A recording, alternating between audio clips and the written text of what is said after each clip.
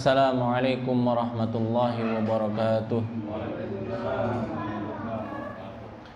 Alhamdulillah hamdan katsiran thayyiban mubarakan fih kama yuhibbu rabbuna wa yardah.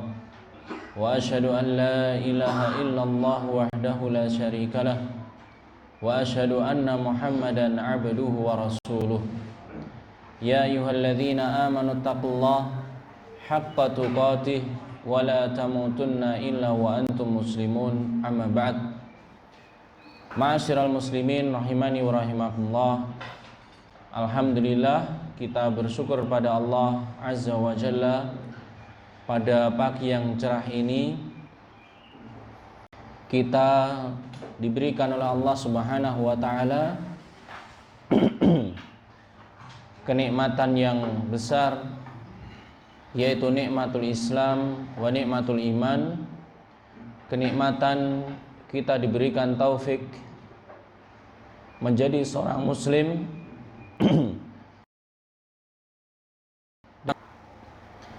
dan pada pagi kali ini 17 Agustus 2024 ini juga mengingatkan kepada kita atas nikmat yang besar yang Allah berikan kepada khususnya kaum muslimin di negeri Indonesia ini, yaitu nikmat kemerdekaan, sehingga kaum muslimin bisa menunaikan ibadah kepada Allah Azza wa Jalla dengan penuh kenyamanan dan menunaikan berbagai macam aktivitas amalan-amalan kebaikan di ruang kemerdekaan ini. Maka wajib nikmat-nikmat tersebut kita syukuri kepada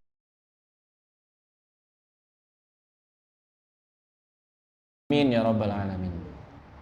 Jamaah makan Allah Subhanahu wa taala, terakhir kita sudah membahas tentang surat Al-Bayyinah ya, pada ayat nomor 1 dan nomor 2, yaitu keterangan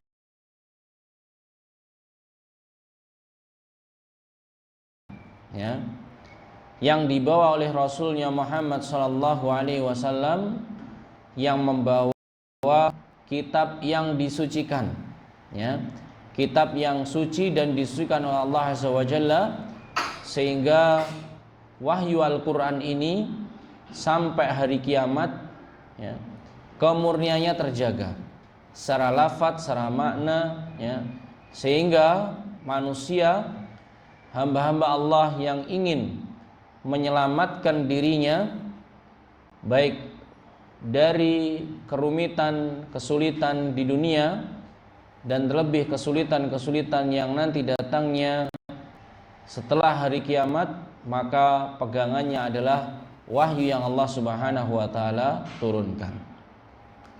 Insyaallah kita akan masuk pada ayat yang ketiga dan keempat. Monggo dibaca terlebih dulu. Saya bacakan dulu ayatnya.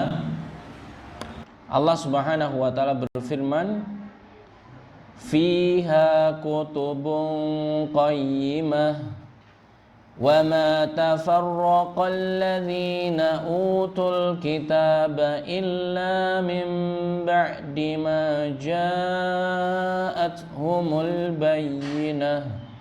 Monggo.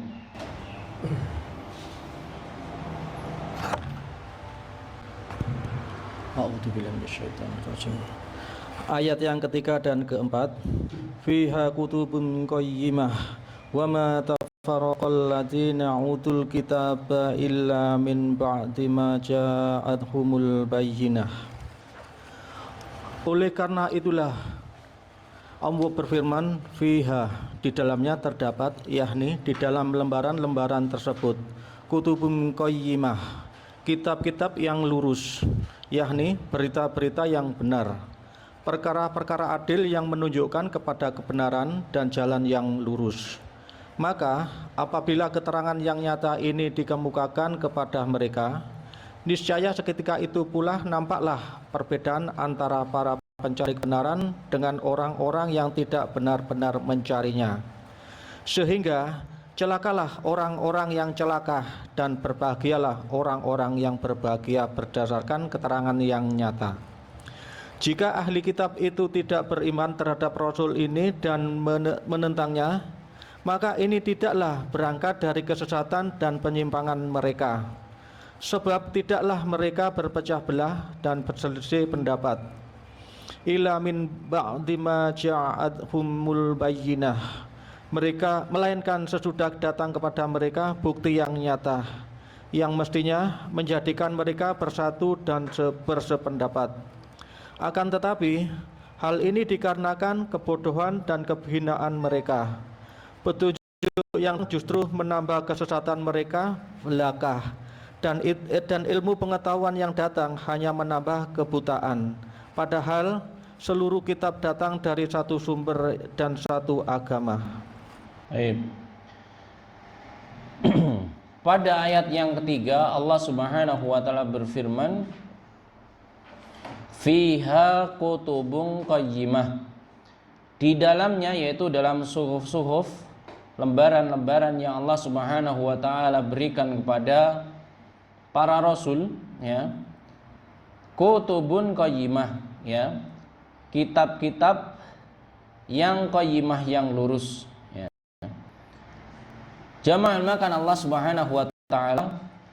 Jadi di dalam ayat Al-Qur'an, sesuatu yang disebutkan lurus berarti adalah kebenaran yang datangnya dari Allah Azza wa Jalla. Sementara lawannya adalah sesuatu yang bengkok, maka ini adalah jalan-jalan yang menyelisihi jalannya Allah Azza wa Jalla, ya. Jalan yang menyelisihi aturan-aturan yang sudah Allah Subhanahu wa taala tetapkan. Maka kaum muslimin yang melakukan Allah Subhanahu wa taala, mudah sebenarnya bagi kita setelah kita menata niat kita untuk mencari, ya, kebenaran, kemudian menempuh atau melakukan kebenaran. Yang terakhir adalah tunduk patuh kepada kebenaran tersebut, ya. Kebenaran ini harus dimenangkan atas segala sesuatu, ya. Sekali lagi, kebenaran yang datang dari Allah Azza wa Jalla ini harus dimenangkan atas segala sesuatu. Dan inilah bukti, ya, kecintaan seorang hamba kepada Rabbnya Azza wa Jalla. Kalau sudah demikian, jamaah makan Allah Subhanahu wa taala, takdir Allah apapun bentuknya, takdir yang menyenangkan hatinya atau takdir yang tidak sesuai dengan harapan dan keinginannya, kalau dia yakin ini datangnya dari Allah, dia mencari kebenaran, berupaya untuk menunaikan kebenaran dan menerima kebenaran tersebut, maka kebaikan-kebaikan yang akan dia dapatkan, ya. Sebagaimana disyaratkan oleh Rasulullah sallallahu alaihi wasallam, ajaban li amril mu'min, ya, inna amrahu kullahu khair. Sungguh menakjubkan kondisinya orang-orang yang beriman. Jadi orang yang beriman ini menakjubkan, sangat istimewa sekali. Seluruh takdir Allah Azza wa Jalla yang dia dapatkan, yang Allah tetapkan bagi makhluk tersebut, semuanya itu baik, ya. Yang pertama, apabila dia diberikan oleh Allah Subhanahu wa taala sesuatu yang menyenangkan, sesuai dengan harapan, sesuai dengan cita-citanya, sesuai dengan keinginannya, maka dia itu bersyukur. Ini baik bagi dirinya, ya. Kemudian kondisi yang kedua, apabila ditakdirkan oleh Allah Subhanahu wa taala sesuatu yang tidak menyenangkan, sesuatu yang memberatkan, sesuatu yang menyusahkan, karena dalam hatinya sudah, ya, tadi menerima kebenaran, berupaya melakukan kebenaran dan taat pada kebenaran tersebut dan memenangkan atas segalanya, dia bersabar atas ujian tersebut, maka itu baik bagi dirinya, ya. Maka kondisi kaum muslimin jamaah melakukan Allah Subhanahu wa taala semuanya itu baik, ya, di sisi Allah Azza wa Jalla, seandainya dia itu senantiasa bersyukur dan bersabar, ya. Makanya Ibnul Qayyim rahimahullah taala menyebutkan dua, ya, senjata yang tidak boleh hilang atau terus senantiasa dipegang oleh kaum muslimin adalah syukur dan sabar, ya. Ini nggak boleh, ya, lepas dari kaum muslimin, karena ujian Allah Azza wa Jalla kalau tidak sesuatu yang menyenangkan, sesuatu yang memberatkan jiwa, ya.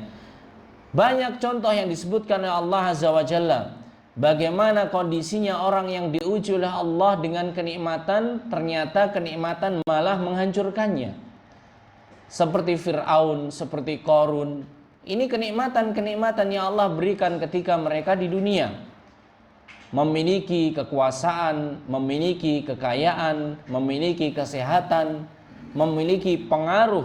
Tapi itu semuanya tidak mendekatkan diri kepada Allah Azza wa Jalla, ya.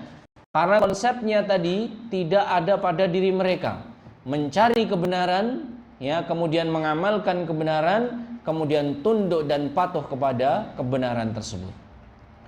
Yang Allah Subhanahu wa taala contohkan mulai dari kisahnya Nabi Adam dan iblis sampai Nabi kita Muhammad sallallahu alaihi wasallam terakhir, contoh-contoh manusia yang celaka atau makhluk yang celaka adalah, ya, kemungkinan pertama dia tidak mencari kebenaran, kemungkinan yang kedua dia tahu kebenaran tapi tidak melakukan kebenaran, kemungkinan yang ketiga dia mengingkari kebenaran, ya. Maka ini harus ada pada diri kita. Kalau kita kemana-mana berdiskusi, kita nggak tahu, niatkan, pasang niat kita yang pertama, kita mencari kebenaran. Kalau sudah tahu kebenaran yang diyakini berdasarkan keterangan dalil-dalil yang sahih dari Al-Quran dan Sunnah, penjelasan yang tepat, ya, dari ayat dan hadis tersebut, maka kita harus mengamalkan, menempuh kebenaran tersebut. Kemudian yang terakhir, kalau seandainya diuji, ya, dengan sesuatu yang bertentangan antara kebenaran dan yang menyelisihinya, maka harus dipilih, dimenangkan kebenaran tersebut atas yang lainnya, ya. Jamaah makan Allah Subhanahu wa taala, iblis laknatullahi alaih, kenapa dia itu menjadi terlaknat di sisi Allah Subhanahu wa taala? Karena sudah tahu kebenaran dan ternyata dia tidak mau mengamalkan kebenaran, bahkan mengingkari kebenaran. Waliyadzubillah, ya. Tahu kebenaran, perintah Allah, tapi dia tidak mau menjalankannya. Bahkan dia menolaknya dengan mengatakan, saya lebih baik daripada Adam. Engkau, ya, ciptakan aku dari api, sementara Adam engkau ciptakan dari tanah. Ini akhirnya menjadi apa? Rusak, terlaknat, hancur, ya. Contoh apa saja? Pasti di antara tiga hal ini, ya. Oleh sebab itu jamaah makan Allah Subhanahu wa taala, ini gak boleh lepas di dalam hati kita, ya. Ketika kita membaca, ketika kita mendengarkan sesuatu, ya, ketika kita berdiskusi, ketika kita bertanya, tidak ada niat yang kedua. Niatnya hanya satu, yaitu untuk mencari petunjuknya Allah Azza wa Jalla. Kalau sudah tahu itu, maka niatnya kita adalah istiqomah di atas kebenaran tersebut, ya. Istiqomah. Kemudian yang ketiga, kalau dibenturkan dengan kondisi-kondisi yang ada, maka kita harus menangkan kebenaran atas pilihan-pilihan yang lainnya, ya. Yang mungkin sedang viral saat ini, ya, aturan yang apa itu? Ya, semuanya tahu, ya. Memutuskan untuk melepas jilbab misalkan, ya. Ini ya, kemudian pilihan lain yang tidak sesuai dengan kebenaran, dia harus menangkan kebenaran, ya. Jamaah makan Allah Subhanahu wa taala, orang-orang yang berada di atas kondisi tersebut mencari kebenaran, pasti dia itu akan husnul khatimah. Seperti kisahnya orang yang membunuh 99 kemudian dilengkapi satu lagi menjadi 100. Dia mencari kebenaran, kemudian wafat, kemudian dijadikan oleh Allah Subhanahu wa taala sebagai orang yang mati dalam kondisi husnul khatimah. Padahal membunuh 100. Jangan bayangkan ya, jamaah kita ini berapa orang ini? Nggak ada 50 ya misalnya, taruhlah 50. Ini kurang Pak, gitu kan? Tapi ternyata karena dia masuk kepada jalan yang benar tadi, mencari kebenaran sebelum dia pada tahap yang kedua mengamalkan kebenaran, karena belum tentu ketemu, gitu kan? Masih melangkah ke tahap 2, apalagi sampai ke tahap 3, tapi diwafatkan oleh Allah sehingga dijadikan dia itu husnul khatimah. Ya. Kemudian juga orang yang senantiasa istiqomah di atas kebenaran, ini juga mendapatkan kebaikan di dunianya sebelum juga di akhiratnya. Perhatikan ya hadis Nabi SAW terkait orang yang biasa beramal soleh, misalkan melakukan suatu hal, mungkin qadarullah anaknya sakit, ya qadarullah ada peristiwa tertentu sehingga dia meninggalkan sholat jamaah, apa yang Allah berikan, dia diberikan pahala yang sempurna seperti amalan-amalan yang pernah dia lakukan sebelumnya. Nah, ini keutamaan orang yang senantiasa berada di atas kebenaran. Ya, seperti disebutkan Rasulullah, ada ya orang yang dia itu tidak ikut berjihad karena ada uzur. Seandainya tidak ada uzur pasti dia ikut berjihad. Ini orang yang biasa melakukan kebenaran juga mendapatkan pahala yang sempurna meskipun dia tidak melakukan amalan yang dia inginkan. Ya. Dan yang paling penting ini puncaknya, kalau kita sudah hidup di masyarakat, kita sudah berdakwah, kita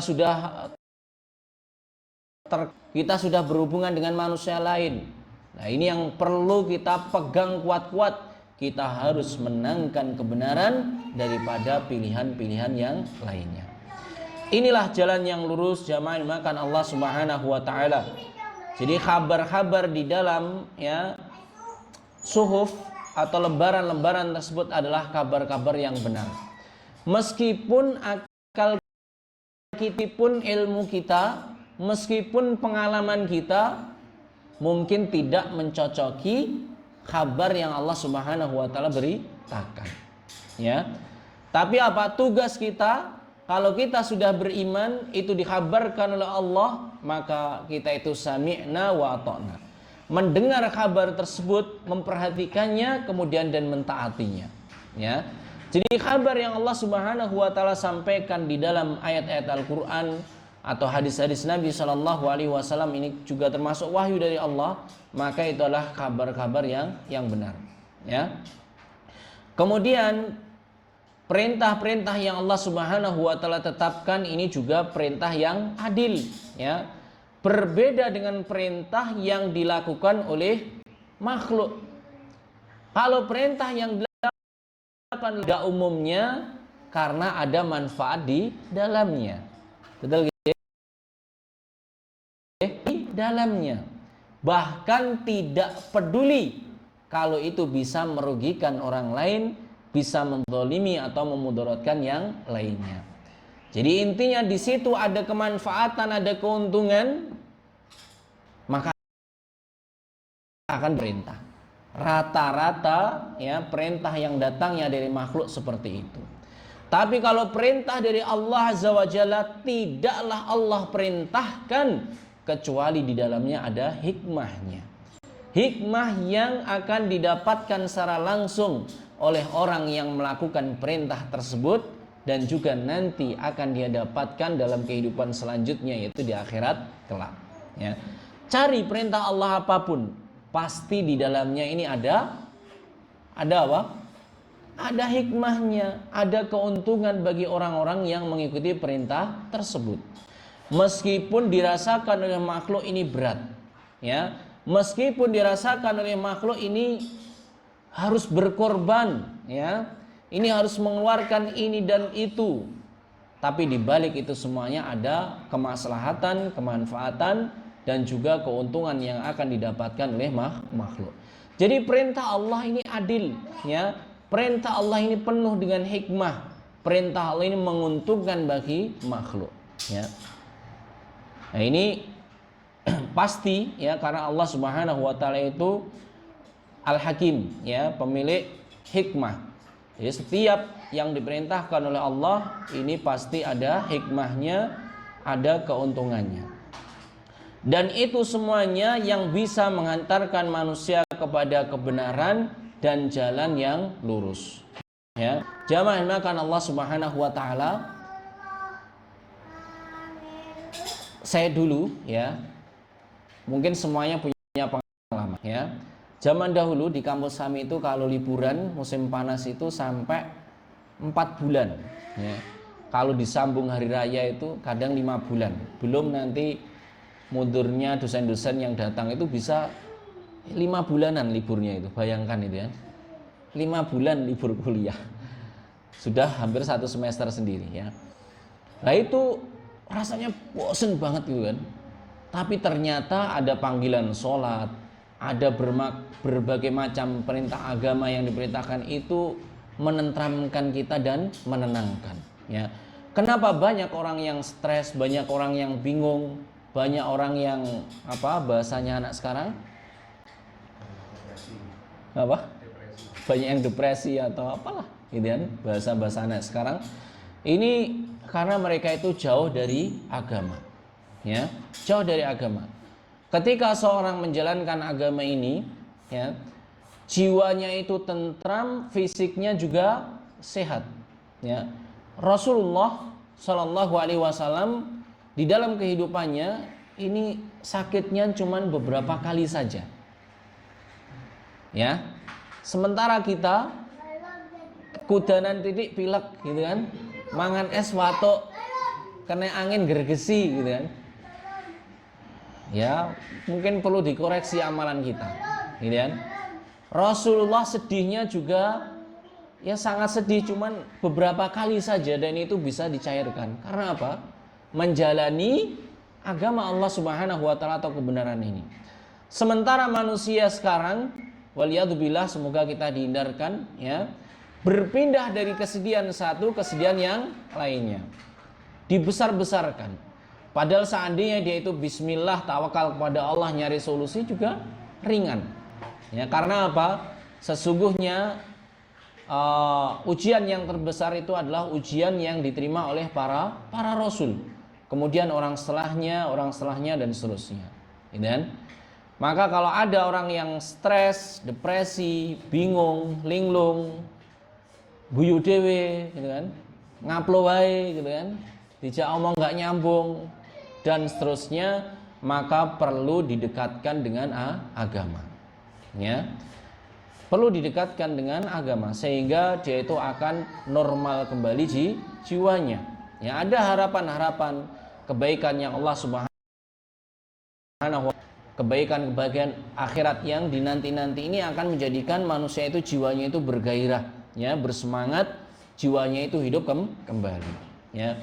Jamaah dimuliakan Allah Subhanahu wa taala, coba tengok, ya, amalan apa yang belum kita lakukan. Dengan sadar bismillah ini adalah petunjuk, saya berusaha untuk menunaikan dan rasakan setelahnya. Ini nikmat sekali jamaah dimuliakan Allah Subhanahu wa taala, ya. Tahu salat lail, coba yang belum salat lail tunaikan. Tahu puasa sunnah, yang belum puasa coba tunaikan. Tahu salat sunnah rawatib belum pernah, coba tunaikan, ya. Tahu zikir-zikir belum pernah, coba lakukan. Ini jiwa kita itu menjadi tentram dan rindu kepada kebaikan-kebaikan tersebut. Sebagaimana Rasulullah Sallallahu Alaihi Wasallam, ya, beliau itu rindu dengan jihad fi sabilillah, ya, sampai beliau mengucapkan dalam hadisnya, saya itu pengen berjihad kemudian mati di dalamnya, kemudian dihidupkan lagi, kemudian berjihad, kemudian mati, sampai 3 kali beliau Sallallahu Alaihi Wasallam mengulangi hal tersebut, ya. Kalau kita mendengar kebaikan, wah ini nih sholat nih, wah iki arep Ramadan nih, ya, ini tanda-tanda apa? Lemahnya jiwa kita, ya.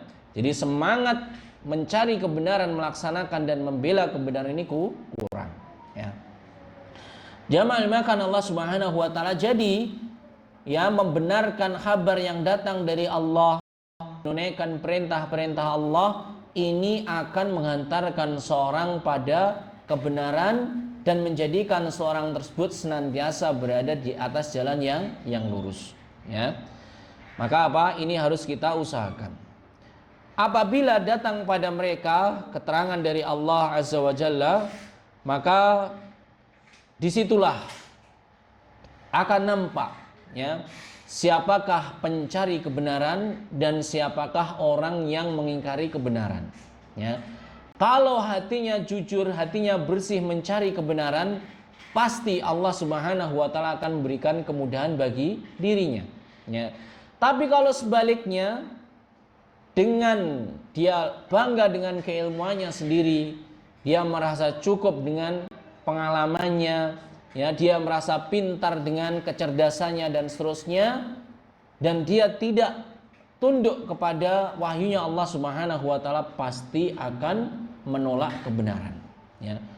Dan ini terbukti dari zaman dahulu, bukan zaman sekarang saja, ya. Bani Israel yang disebutkan oleh Allah Subhanahu wa taala, inni faddaltukum 'alal alamin. Aku berikan keutamaan kalian atas seluruh makhluk yang lainnya. Di sini disebutkan keterangannya yaitu keutamaan apa? Kecerdasan. Ya, pinter, bahkan pinter ngakali. Gak cuman pinter secara standar, tapi apa? Pinter ngutek-ngutek hukum, ngakali, ya, saking pinternya, Pak. Gitu kan? Saking pinter, tapi ini tidak menjadikan mereka itu Azza wa Jalla, ya. Tidak menjadikan dia itu kemudian diridhoi dan dicintai Allah. Tapi mereka, ya, orang-orang Bani Israel ini, orang-orang Yahudi, ya, mereka lah orang-orang yang kafir, yang dilaknat oleh Allah Azza wa Jalla, ya. Oleh sebab itu jamaah makan Allah Subhanahu, konsep terkait dengan kebenaran ini harus kita cari, kita harus minta petunjuk kepada Allah sebagaimana disyaratkan, ya, di dalam surat Al-Fatihah, ihdinas siratal mustaqim, ya. Ini kita betul-betul meminta, ya, kepada Allah kita itu diberikan jalan yang lurus, ya. Maka, ya, dengan buat yang Allah Subhanahu wa taala turunkan, ketika datang muncullah dua kelompok, ya. Yang pertama kelompok orang-orang yang mendapatkan jalan lurus, kemudian yang ketiga adalah yang kedua adalah kelompoknya orang-orang yang celaka. Siapakah mereka? Orang-orang yang mengingkari dan melawan kebenaran, ya. Jamaah makan Allah Subhanahu wa taala, ya. Ini hal penting yang Allah Subhanahu wa taala sebutkan, ya, disebutkan di sini kutubun qayyimah, ya, yaitu jalan yang lurus yang Allah Subhanahu wa taala berikan, yang tersimpan di dalam suhufun mutahharah, ya. Seperti disebutkan di dalam ayat yang nomor 2 dan 3 ini. Kemudian pada ayat yang keempat, Allah Subhanahu wa taala menyebutkan, wa ma tafarraqal ladzina utul kitaba illa min ba'di ma ja'athumul bayyinah, ya. Apabila mereka itu tidak beriman, ya, kepada, yaitu orang-orang ahli kitab, orang Yahudi dan Nasrani, tidak beriman kepada Rasulullah dan apa yang dibawa oleh Rasulullah Shallallahu Alaihi Wasallam, bahkan mengingkarinya, ya, yaitu mengingkari Rasul dan kebenaran yang dibawa, maka ini disebabkan karena kesesatan mereka, ya, karena kesesatan mereka dan karena pengingkaran mereka. Jadi nanti ketika dihadapkan oleh Allah Subhanahu wa taala, ya, mereka tidak bisa berhujah di hadapan Allah. Ya Allah, dulu gak ada ini, dulu belum gak ada, ya. Karena semuanya sudah Allah Subhanahu wa taala berikan melalui para rasul, ya. Orang-orang dari ahli kitab, orang Yahudi dan Nasrani tidak bisa berhujah di hadapan Allah, ya. Karena ini dan itu, karena keterangan sudah turun, maka kesesatan mereka, ya, kehancuran mereka karena pengingkaran mereka terhadap kebenaran. Ya. Jamaah dimuliakan Allah Subhanahu wa taala, pada zaman Rasulullah, ketika Rasulullah diutus, ketika masih di Mekah, ya, orang-orang yang sebenarnya mengetahui kebenaran itu banyak. Mengetahui. Jadi levelnya itu mau meyakini Rasulullah itu adalah orang yang jujur, tidak pernah menipu. Yang dibawa Rasulullah itu benar, ya. Bahkan ahli-ahli bahasa, tukang syair ini mendatangkan satu ayat aja yang semisal dengan Al-Quran tidak mampu, tidak bisa, ya. Ini jadi banyak orang yang tahu pada masa Rasulullah di awal-awal dakwah, ya, Rasulullah itu membawa kebenaran. Termasuk juga adalah paman beliau, ya, Abu Thalib ini juga mengetahui kebenaran. Bedanya dengan Umar apa? Umar bin Khattab dulunya juga sesat, ya, dulunya juga memusuhi Islam ini. Yang membedakan kedua adalah yang pertama, ada yang mencari kebenaran, ada yang tidak mencarinya. Mencukupkan dengan ajaran nenek moyangnya, padahal itu menyelisih kebenaran, ya. Oleh sebab itu, ma'asyiral muslimin rahimani wa rahimakumullah, ya, karena pengingkaran mereka. Kalau bukti-bukti ini sangat banyak sekali, ya. Bukti-bukti yang menunjukkan Al-Quran itu benar, yang menunjukkan Islam itu adalah hak, yang menunjukkan bahwasanya Al-Quran ini betul-betul dari Allah itu banyak sekali, ya. Tapi karena pengingkaran mereka, penolakan mereka terhadap kebenaran ini menjadikan mereka itu tidak mendapatkan petunjuk, ya.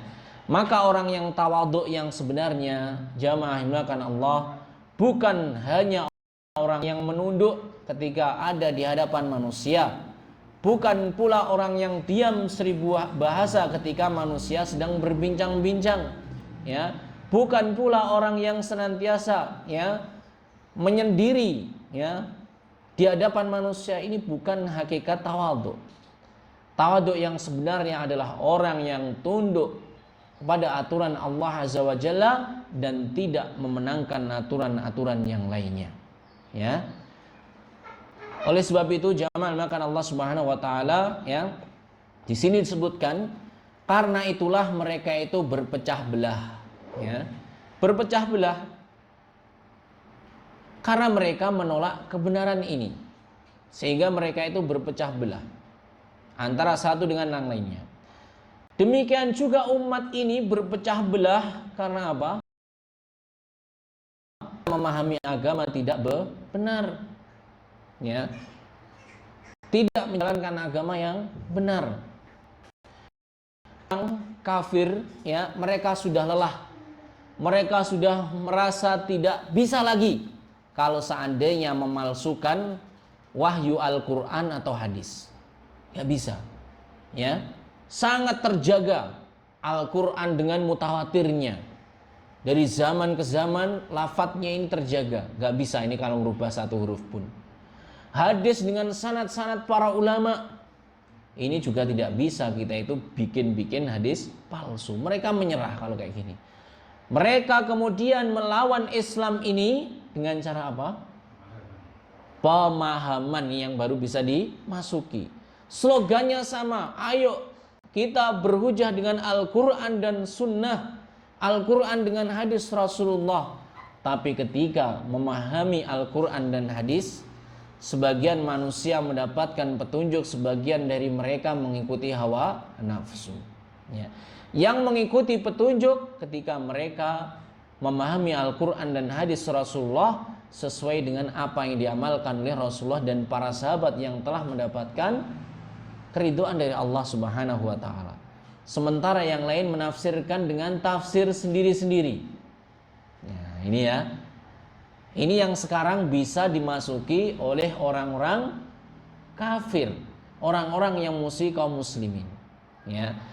Seandainya mereka itu dengan sadar, ya, mengamalkan agama yang murni, niscaya umat ini akan bersatu, ya. Kalau kitab-kitab dahulu ini sebagian dirubah, ya. Sehingga Injil yang sekarang kita temukan ini nggak murni. Sehingga Taurat yang mungkin kalaupun masih ada sekarang ini juga nggak murni. Tapi Al-Quran ini masih murni.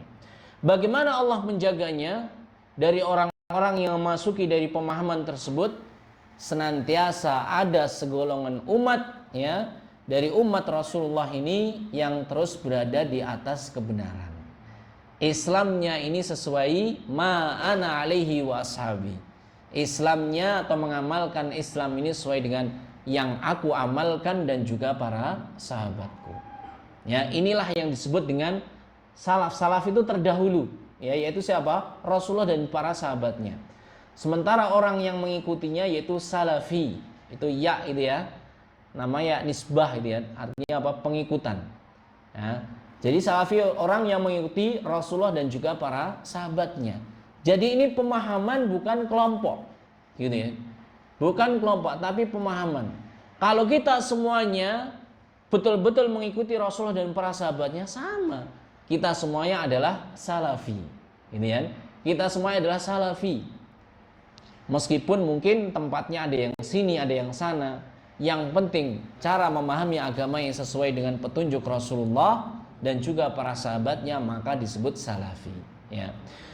Taib jamaah makan Allah Subhanahu wa taala, maka persatuan umat ini akan terwujud dan kuat seperti pada zaman Rasulullah. Jadi zaman Rasulullah ini kuat kaum muslimin, ya.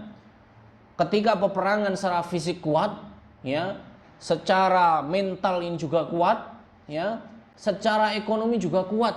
Masa-masa kejayaan Islam ketika Rasulullah ini kemudian melemah karena kaum muslimin menjauhi agama mereka yang benar, ya. Secara pribadi juga seperti itu. Kita keimanan kuat, kita bisa istiqomah kalau seandainya kita senantiasa berada di atas kebenaran, ya. Jamaah makan Allah Subhanahu wa taala, maka cara-cara untuk mempersatukan umat mungkin dengan pintu politik, dengan pintu pendidikan, dengan pintu ekonomi, dengan pintu apalagi lah, semua pintu, ya. Kalau tidak pondasinya adalah pintu pemahaman agama sesuai yang Rasulullah dan para sahabatnya ajarkan, maka persatuan ini seperti bangunan yang tidak ada pondasinya. Ya, wah enak Pak Ustadz baru rekoso iku ya. Enak bangunannya baru terus amblek baru, ya. Tanya Mas Bayu ini ya, kalau nggak ada pondasinya itu seperti apa rumah ya Mas ya? Dijongkroknya ambruk gitu kan. Orang yang di dalamnya was-was gitu kan. Nah itu ibaratnya seperti itu. Jadi persatuan kalau tidak didasarkan pemahaman seperti yang diajarkan Rasulullah, ini juga adalah bangunan yang lemah, yang mudah rapuh, ya. Maka perhatikan persatuan umat zaman dahulu maupun zaman sekarang yang tidak berdasarkan seperti itu, tinggal sebulan, 2 bulan, setahun, 2 tahun pasti buyar, ya. Leres ya? Persatuan politik, gitu kan? Persatuan apalah, lembaga, ekonomi dan seterusnya. Kalau tidak di atas pemahaman yang benar, ini tinggal tunggu waktu, pasti akan hancur, ya. Kemudian, ya, jadi al-bayyinah ini ketika di pelaku, ya, pemegang kebenaran tersebut, mereka itu al-ijtima' wal-ittifaq. Mereka akan berkumpul dan akan bersepakat menjadi kuat, ya. Kalau pada zaman Rasul ini ada keliruan langsung diingatkan sehingga umat ini kuat terus. Dan peperangan yang diikut Rasulullah tidak pernah sekalipun kalah, nggak pernah. Menang terus meskipun mungkin antara yang kalah terlebih dahulu, ya. Meskipun jumlahnya kalah besar, tetap Rasulullah dimenangkan oleh Allah Azza wa Jalla, ya. Ini karena apa? Karena berpegang dengan al-bayyinah, ya. Allah Subhanahu wa taala datangkan atau turunkan. Akan tapi, ya, kebodohan mereka, ya, inilah yang menjadikan mereka itu tertolak mendapatkan hidayah dan senantiasa mereka itu di atas kesesatan, waliyadzubillah, ya. Jadi kalau kita ngaji diajak, ya mungkin ada tetangga kita, teman kita, keluarga kita yang kurang istiqomah, tidak mau kebenaran dan seterusnya, maka diajak dari pondasinya dulu. Ya, diajak dari pondasinya untuk beragama yang murni seperti yang Rasulullah amalkan. Ya, kalau itu sudah menancap di hati mereka, pasti Allah Subhanahu wa taala akan membukakan pintu hidayah selanjutnya. Gini ya, pasti. Kalau orang sudah kena itu petunjuk hidayah mengamalkan ya Islam secara murni, dengan izin Allah pintu-pintu hidayah yang lainnya akan terbuka. Ya, dan mudah baginya untuk menerima petunjuk selanjutnya. Ya. Tapi kalau misalkan cuman satu poin saja tapi dia belum paham itu, misalkan mabuk-mabukan, waliyadzubillah, judi, ya, dilarang kemudian dia berhenti, sifatnya itu cuman sesaat, kapok sambel, gitu kan. Wah, aku mau pokoknya mau mangan sambel nih, hilang pedesnya 2 hari lagi nyambi, ya tobat lagi, pokoknya mau aku sambel nih. Nah ini, tapi kalau dari pokoknya meskipun waliyadzubillah dia pernah tersesat atau terjerumus pada perbuatan yang hina, dia akan kembali lagi ke jalan yang benar. Yaitu keutamaan kita itu memahami ya agama yang murni, ya, mendapatkan petunjuk dan mudah kembali ke jalan keistiqomahan. Ya. Jangan dikira pada masa Rasulullah itu gak ada kemaksiatan, banyak ada.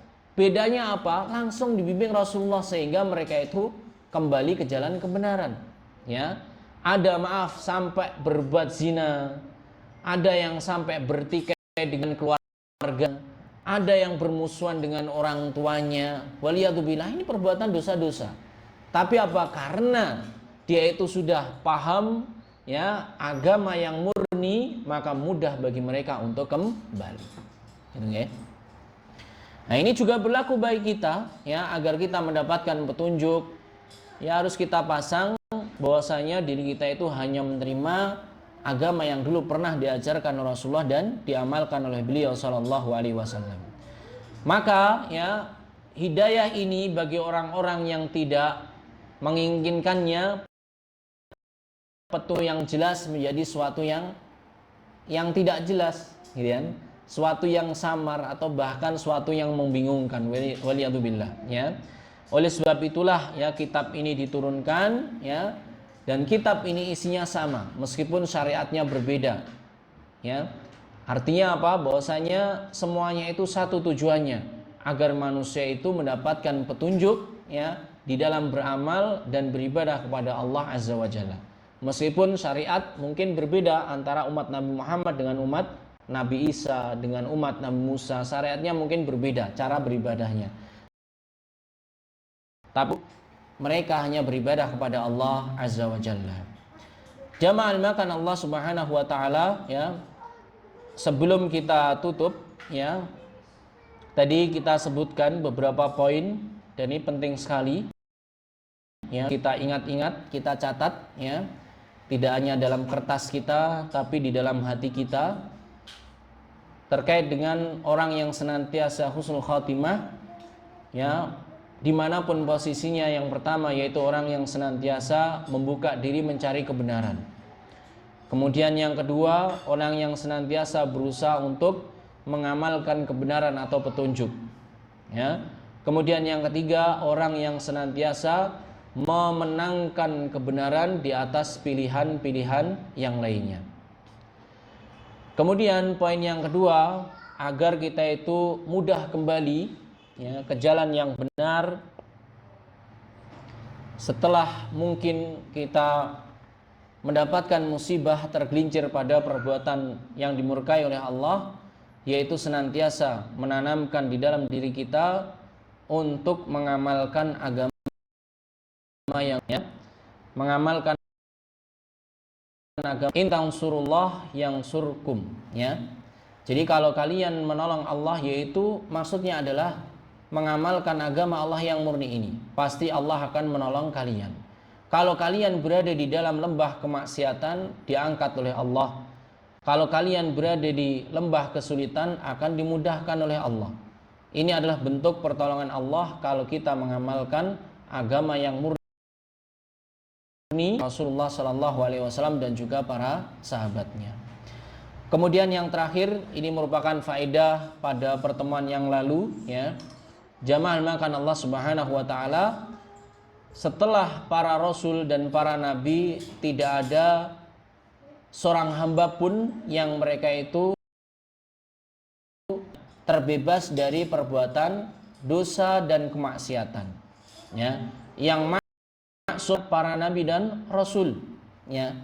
Sementara kita diberikan oleh Allah Subhanahu wa taala pintu untuk memberi kita, yaitu dengan cara apa?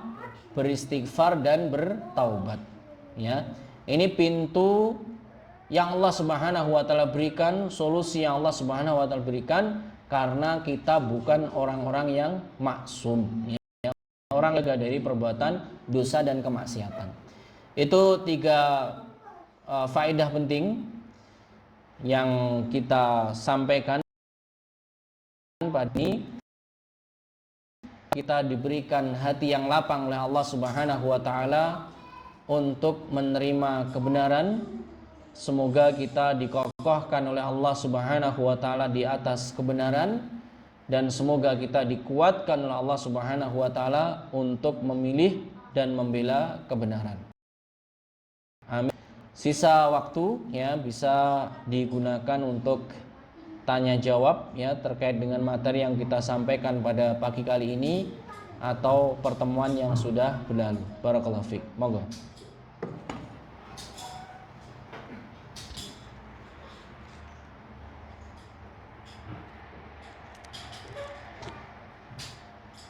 Assalamualaikum warahmatullahi wabarakatuh. Waalaikumsalam. Apaan Ustaz mau bertanya tapi di luar topik. Mau tanya tentang sholat rawatib, qobliyah dan ba'diyah duhur. Itu kan 4 rakaat sebelum dan sesudah. Itu 2 rakaat salam, 2 rakaat salam gitu, atau langsung 4 rakaat salam? Assalamualaikum warahmatullahi wabarakatuh.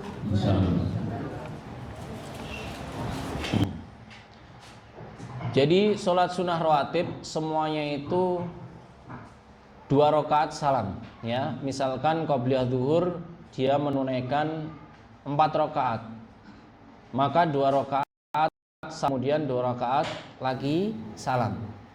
Gitu, itu cara menunaikan sunnah rawatib, ya. Sebagaimana sholat lail juga seperti itu, ya. Misalkan pengen 11 rakaat, 2 salam dan seterusnya. Adapun witirnya bisa 2, 1 atau 3 sekaligus, atau 1 rakaat. Ini juga bisa. Gitu nggih, barakallahu fiik.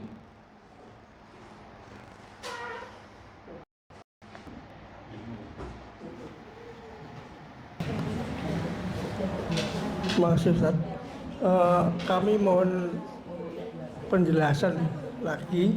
Sebenarnya tadi sudah dijelaskan tentang kebenaran Islam itu, sebenarnya kita tahu benar seperti itu.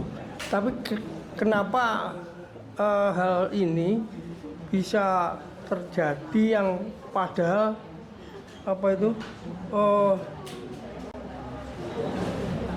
tentang ajarannya maupun sumber-sumbernya agama itu sama. Tapi seperti itu, mohon kami dijelaskan lagi, Ustaz. Intinya sumbernya sama kok. Kenapa terjadi perselisihan gitu ya? Ringkasnya gitu, gitu. Yang pertama, perpecahan atau perselisihan ini sudah sunatullah, ya. Artinya apa? Sudah menjadi ketetapan Allah Azza wa Jalla. Karena manusia itu sendiri, ada manusia yang memang ngikut, ada manusia yang suka membangkang. Sehingga inilah sumber, ya, di antara sumber perpecahan yang Allah Subhanahu wa taala tetapkan.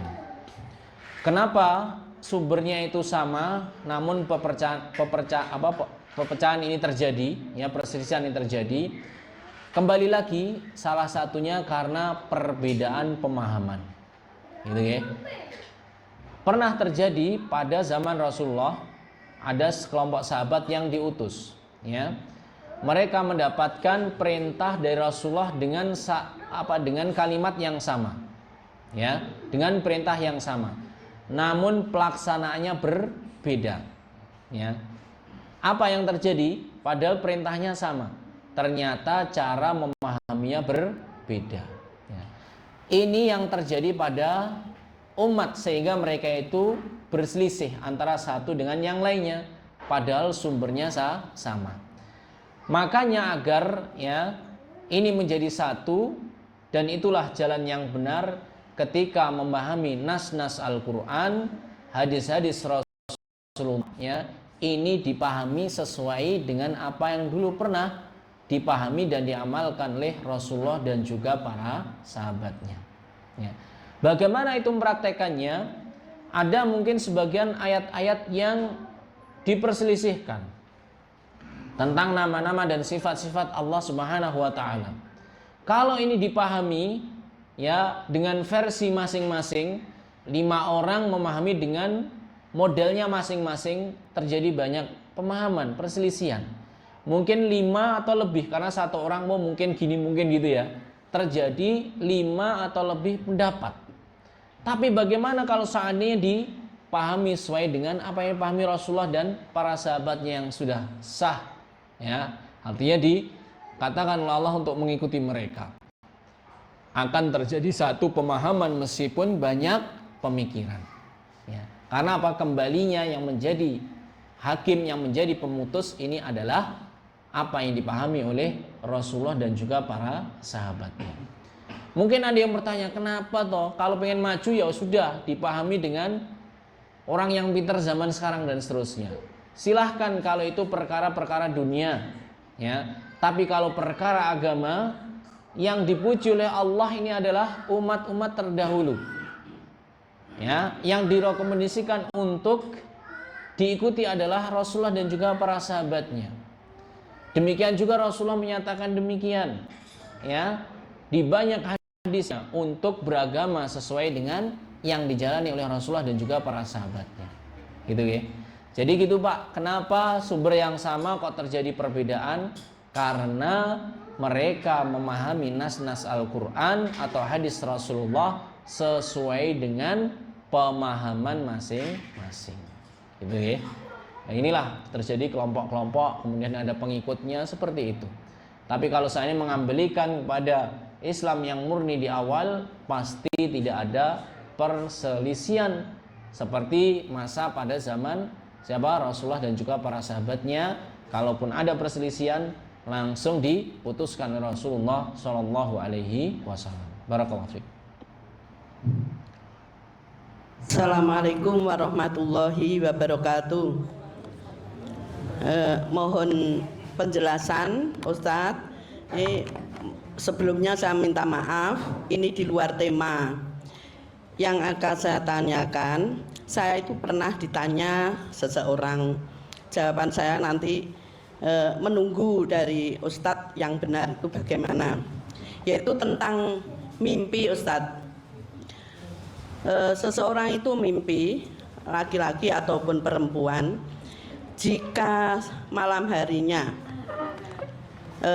mimpi bersetubuh atau berkumpul dengan suami istri, kemudian bangun itu tidak mengeluarkan sperma, itu apakah harus mandi besar atau tidak?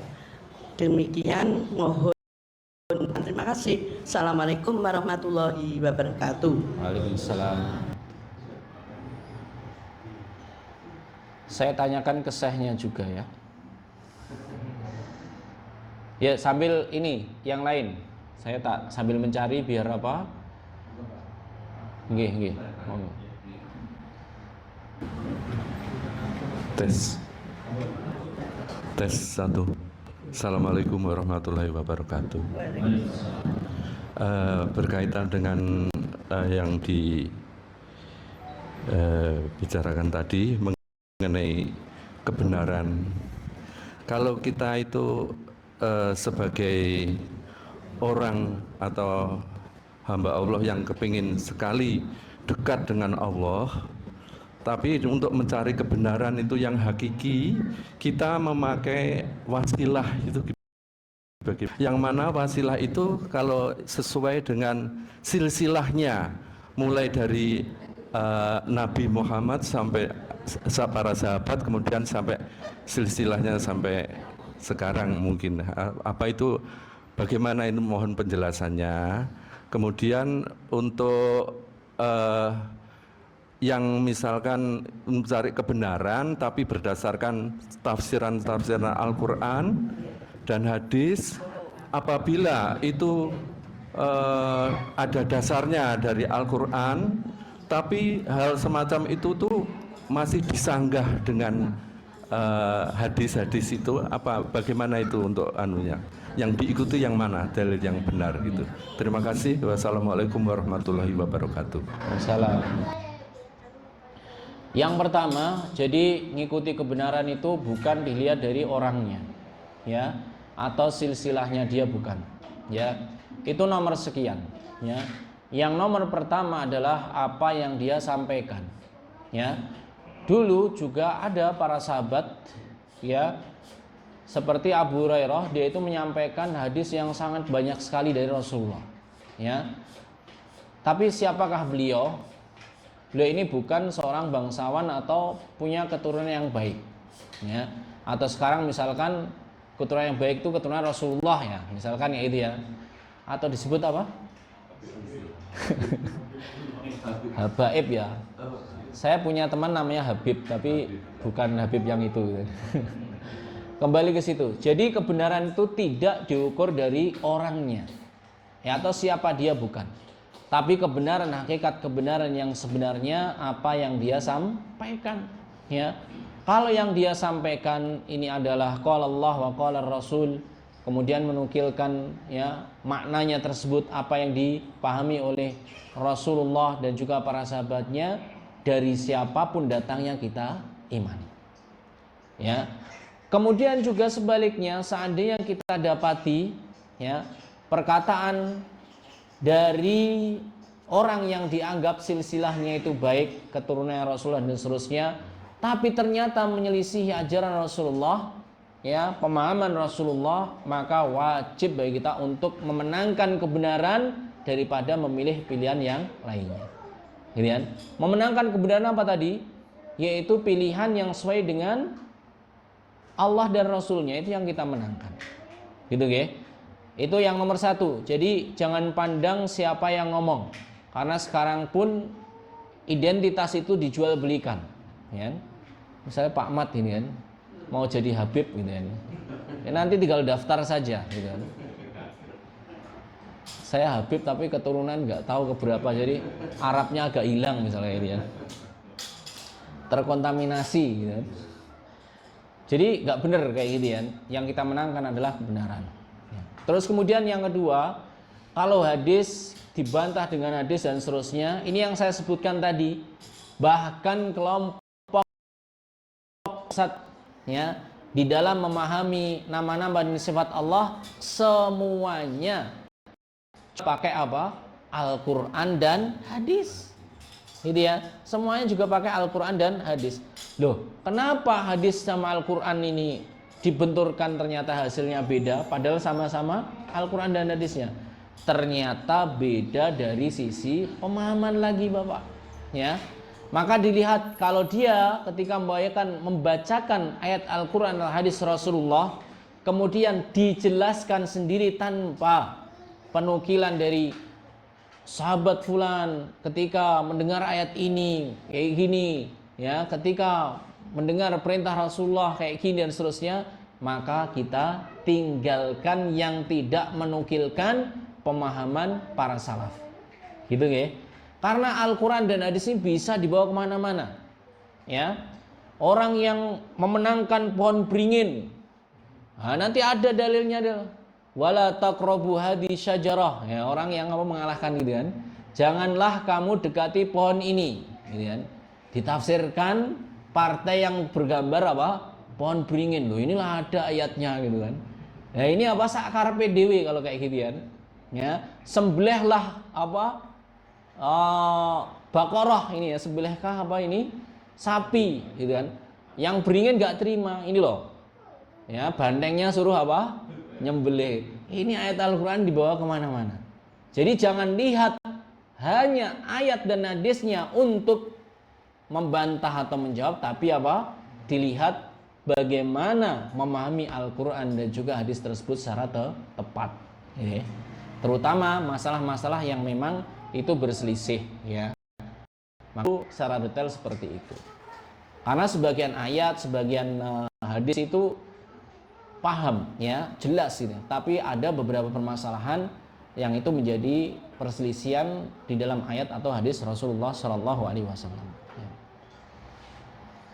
Gitu nggih, itu dua pertanyaan.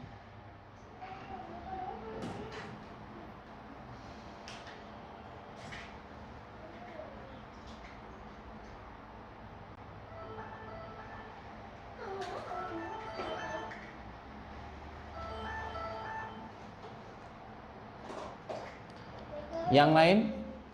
Kalau nggak ada saya jawab pertanyaan tadi ya. Jadi pertanyaan yang tadi disebutkan pernah juga ditanyakan pada ulama Saudi ya kontemporer, yaitu Syekh bin Baz ya. Ini saya sebutkan potongan yang sesuai dengan itu ya, yang tanya tadi.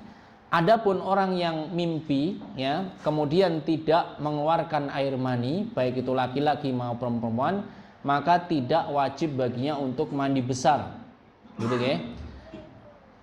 Sama saja apakah itu mimpi pada waktu malam hari atau siang hari, karena itu tidak mempengaruhi puasa. Ini pas kebetulan yang ditanyakan adalah puasa ya. Jadi intinya di situ satu kalimat, orang yang bermimpi tidak keluar air mani maka tidak wajib untuk apa mandi gitu ya.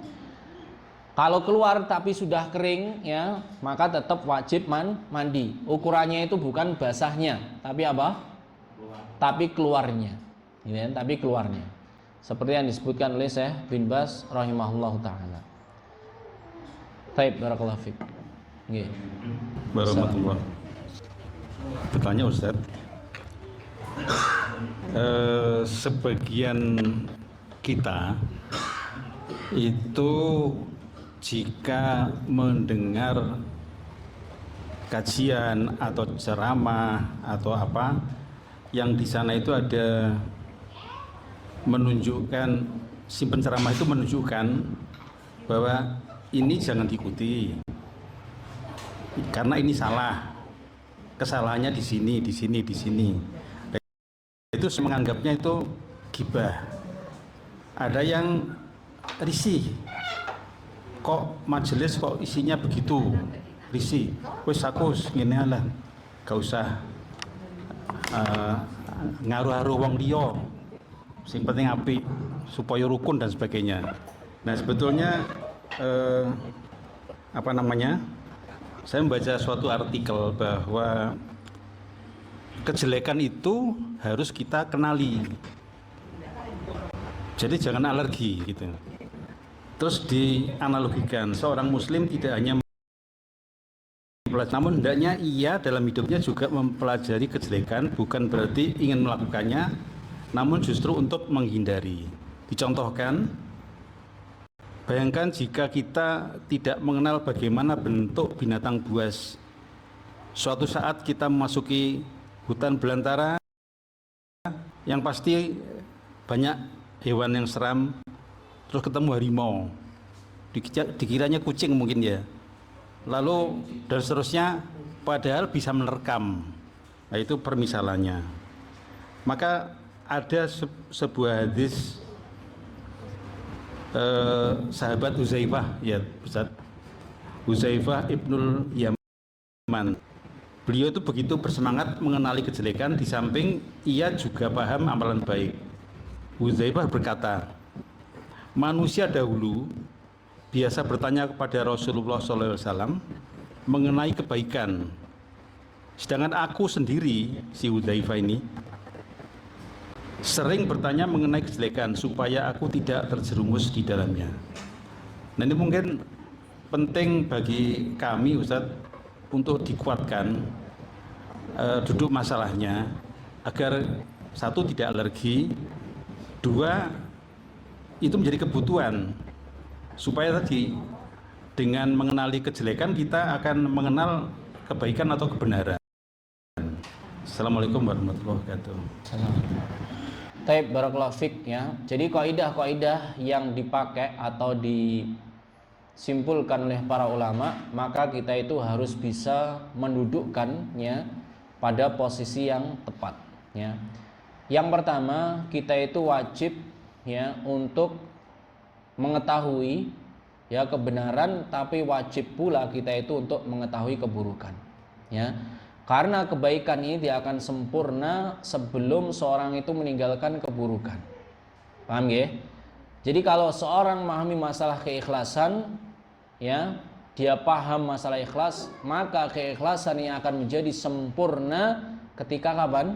Dia mengetahui pembatal-pembatal keikhlasan. Maka harus tahu dia bab riya, bab sum'ah dan seterusnya. Dalam hal apa ini? Agar dia itu sempurna keikhlasannya. Dan ini berlaku bagi seluruh kebaikan seperti itu. Pasti ada lawannya, ya. Maka sempurnanya kebaikan yang kita ketahui atau ingin kita amalkan harus sempurna juga mengetahui keburukan yang menjadi lawannya. Gitu ya. Dalam pergaulan juga seperti itu, ya. Kita mengetahui akhlak yang mulia seperti ini dan seterusnya. Tapi kita juga harus tahu ya akhlak-akhlak yang tidak mulia atau tercela, sehingga apa? Sempurnalah akhlak yang kita miliki, ya.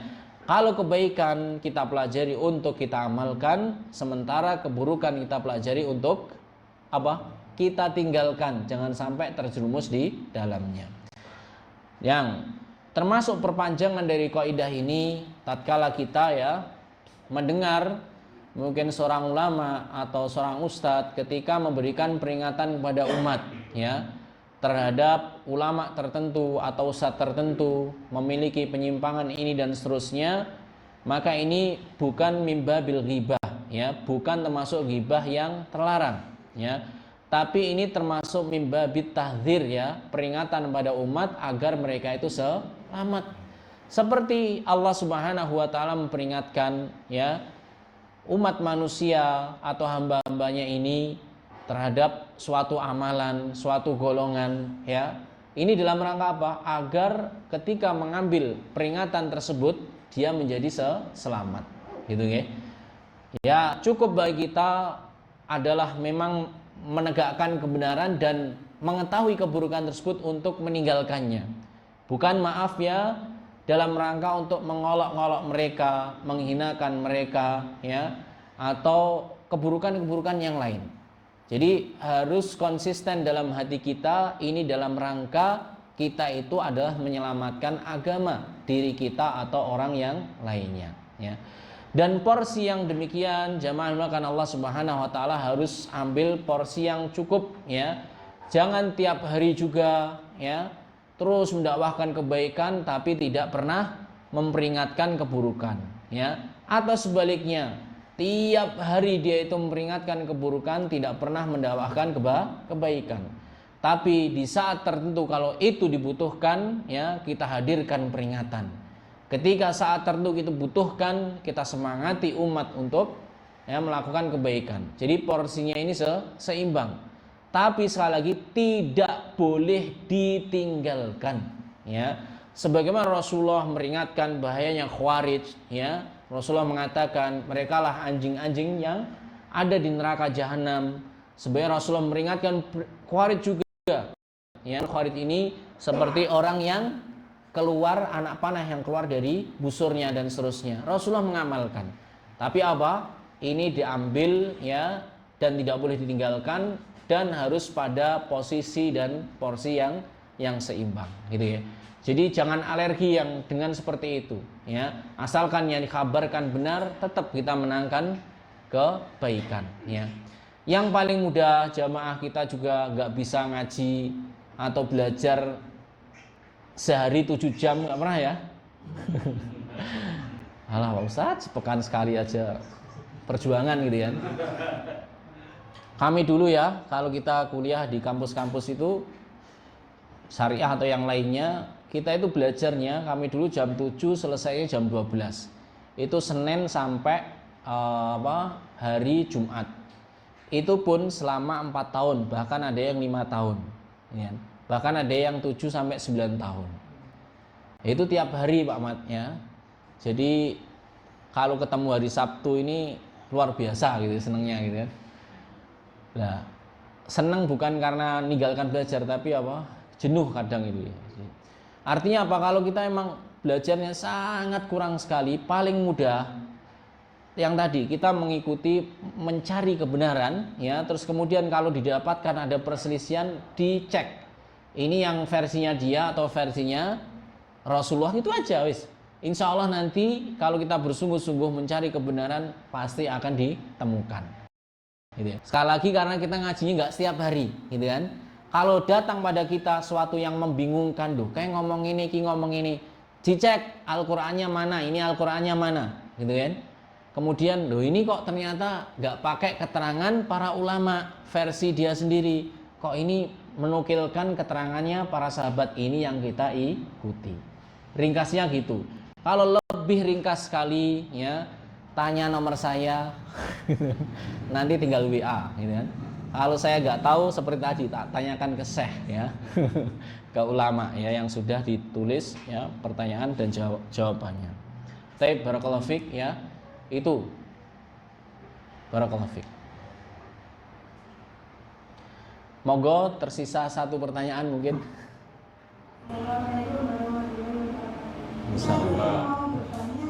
Pikir. Kita kalau selesai sholat subuh itu kan ada doa agar kita tidak lupa untuk berpikir. Allahumma inna ala dzikrika wa syukrika wa husni ibadati. Dan yang saya ketahui pikir yang setelah sholat. Yang saya ketahui Pikir pagi petang. terus Sama pikir. ya.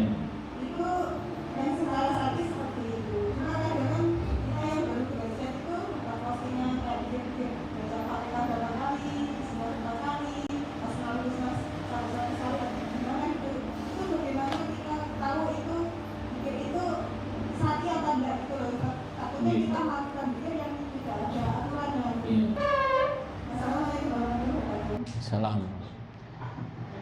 Jamaah perlu dipahami, orang-orang yang mengajak kebaikan ya, itu tidak semuanya itu niatnya buruk. Niatnya juga baik. Banyak sekali hadis Rasulullah itu yang bukan dhaif tapi maudhu. Maudhu itu hadis palsu. Salah satu niat mereka disebutkan oleh para ulama di hadis ya, niat mereka itu baik. Agar apa? Umat ini misalkan biar bersemangat beramal ini dan seterusnya ya. Jadi setiap niatan yang baik ini tidak menunjukkan amalannya baik ya.